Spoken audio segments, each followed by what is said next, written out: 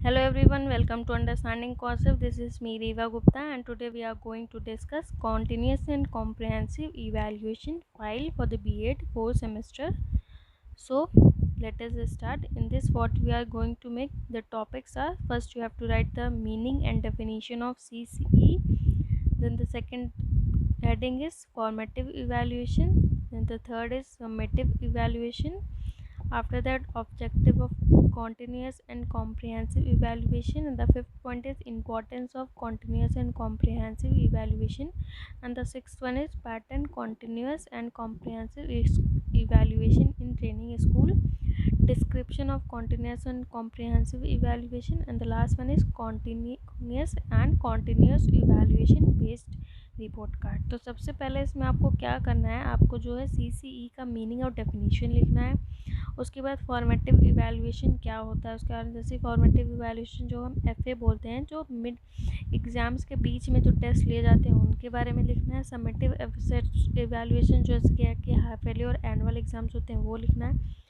Objective of continuous and comprehensive evaluation का मतलब है कि CCE का ऑब्जेक्टिव क्या है, उसके बाद उसकी इंपॉर्टेंस क्या है, और जो स्कूल आप जहाँ ट्रेनिंग कर रहे हैं उसमें वहाँ का पैटर्न क्या फॉलो होता है, उसके बेसिस में आपको उसका रिपोर्ट कार्ड बनाना होता है। तो चलिए देखते हैं इसका कैसे बनाना है। तो सबसे पहले देखिए यहाँ पे मीनिंग एंड डेफिनेशन लिखना है। यहाँ पे CCE का मीनिंग लिखा है, देखिए पूरे पेज पे, और ये यहाँ से डेफिनेशन लिखी हुई है, लास्ट में जो है डेफिनेशन लिखी हुई है।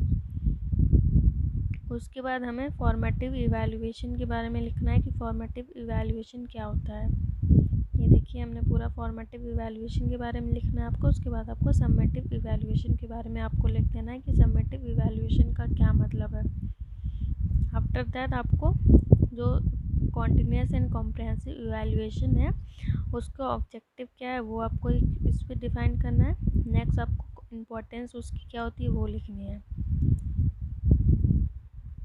आफ्टर दैट आपको पैटर्न CC इन इंटर्नशिप स्कूल, मतलब जब जिस स्कूल में आप इंटर्नशिप कर रहे हैं उसका जो पैटर्न है वो किस तरीके का पैटर्न है वो लिखना है। तो देखिए इसका ये फॉर्मेट दिया हो, सबसे पहले नेम ऑफ द स्कूल लिखना है, फिर कंप्लीट एड्रेस क्या है, email ID, student profile, self awareness. अब पार्ट 1 में आपको स्कूलास्टिक एरियाज़ में देखिए पहला टर्म, फिर सेकंड टर्म, थर्ड टर्म, उसके बाद ओवरऑल ग्रेड्स देने।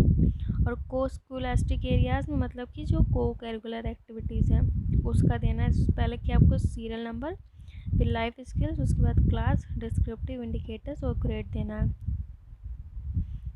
फिर ऐसे ही थर्ड आपको बना लेना है। तो उसके बाद आपको description of continuous and comprehensive evaluation की सतत एवं व्यापक मूल्यांकन का क्या मतलब होता है उसको पूरा यहाँ पे डिस्क्राइब कर देना है। यहाँ पे देखिए ये यहाँ पे certificate of school based assessment, ये पूरा जैसे कि बच्चे का रिपोर्ट कार्ड काइंड ऑफ होता है वो यहाँ पे बना हुआ है। देखिए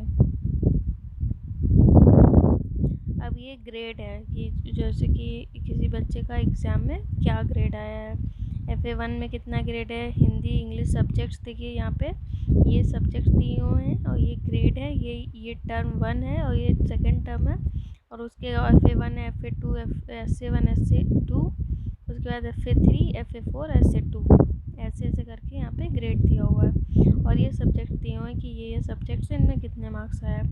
उसके बाद देखिए ये डिस्क्रिप्टिव इंडिकेटर्स मतलब कि वर्क एक्सपीरियंस और आर्ट्स, क्राफ्ट और फिजिकल एजुकेशन में ये ग्रेड A, B, A ऐसे करके आपको ग्रेड देना है। और अटेंडेंस मतलब कि बच्चे की टोटल अटेंडेंस कितनी थी और वर्किंग डेज कितने थे, ये पूरा आपको एक ये जो ग्रेड वाला है मतलब कि जो आपके रिटन एग्जाम्स होते हैं उसके बेस पे होगा ये वाला पेज।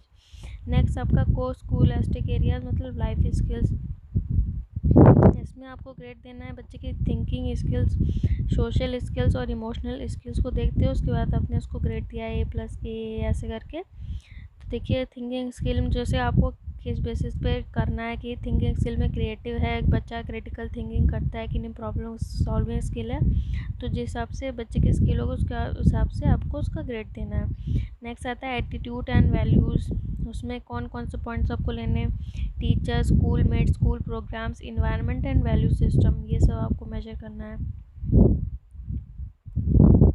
नेक्स्ट में आता है literary and creative skill, scientific skill, aesthetic skills clubs, इसमें सारा आपको डिस्क्राइब करना है कि बच्चा किस टाइप का है।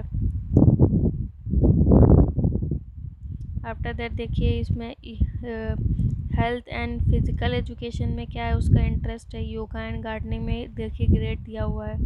उसके बाद height, weight, vision, blood group, ये सब में आपको देखिए। और ये जो टेबल बनी हुई है ये मतलब कि स्टैंडर्ड टेबल है, इसको आपको फॉलो करना होता है, इस अकॉर्डिंग आपको ग्रेड देना होता है। ये वो टेबल ग्रेडिंग सिस्टम वाली, तो इसी बेसिस पे आपको ये पूरा जो मतलब आपको बनाना होता है। इसी ये वाली जो टेबल है, इस टेबल को देख के आपको ग्रेड देना होता है बच्चे को A+A, B+B, C।